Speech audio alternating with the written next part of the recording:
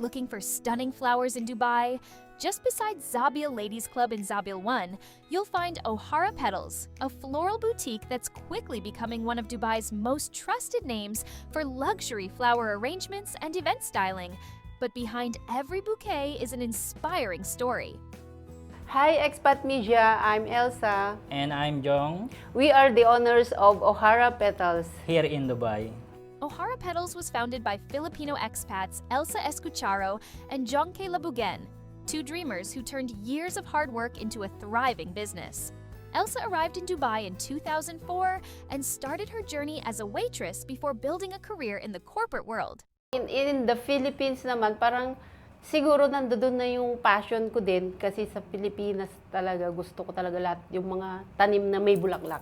Jong, meanwhile, grew up in a farming family in Isabela, Philippines, and discovered his passion for flowers while living near Manila's famous Dangwa Flower Market.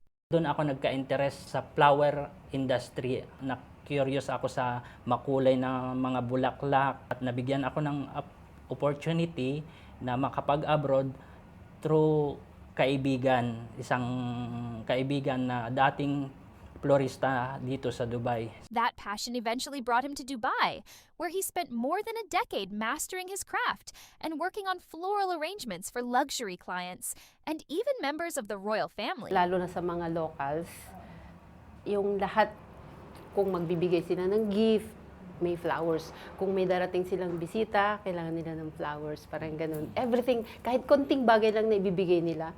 Kahit nga yung kape, ilalagay lang nila sa lagayan, tapos yung tabi niya may bulaklak siya. In 2024, Elsa and Jong decided it was finally time to build something of their own. That's how O'Hara Petals was born.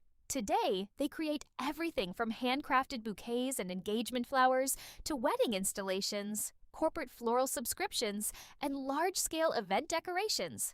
Lahat ng occasions. So, from yung kahit mga simple bouquets, lahat ginagawa po namin. Nag-set up din kami sa mga houses. So, Events. ganun, sa mga events. At may mga corporate, ano din kami, subscriptions. Meron din kaming government client. May weekly kaming sinusuplayan, parang yung may subscription sila, parang contract. So, like, yung ibang company, may every Monday, may every Tuesday, may mga house din na mahilig din talaga sa flowers. So, nagsusupply din kami ng weekly. Their secret? A personalized approach to every customer. For Elsa and Jong, flowers are more than decorations. They're a way to celebrate milestones, express emotions, and make people smile. Yung mga nakaka-receive nun is iba yung pakiramdam na may flowers na kasama, laging nagpapasaya sa kanila yon. And with every arrangement that leaves their shop in Zabil 1, they're proving that with passion, creativity, and heart, even the biggest dreams can bloom. Iniisip namin na yung O'Hara Petals, it's not only selling bouquets, parang ganun. So, gagawin natin na a place where lahat ng mga arrangement is meaningful, may story. So, parang i-connect natin yung mga customers through nature.